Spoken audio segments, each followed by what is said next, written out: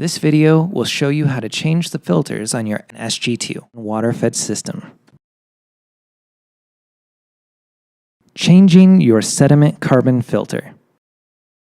Step 1. Unscrew hose from top of filter. Step 2. Unscrew wing nut from top of filter. Step 3. Remove old filter. Step 4. Insert new filter.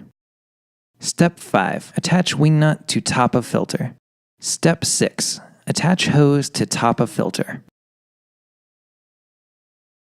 Changing your DI filter.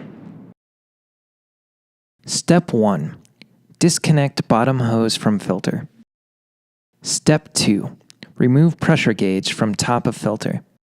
Step 3. Unscrew wing nut from top of filter. Step 4. Remove old filter.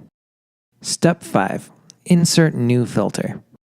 Step 6. Attach wing nut to top of filter. Step 7. Attach pressure gauge to top of filter. Step 8. Attach bottom hose to filter. Changing the RO filter. Step 1. Remove Y valve from bottom of filter. Step 2. Remove bypass tube from bottom of filter. Step 3. Disconnect hose from top of filter. Step 4. Unscrew top and bottom clamps using a power drill. Step 5. Remove top and bottom clamp. Step 6. Remove old filter. Step 7.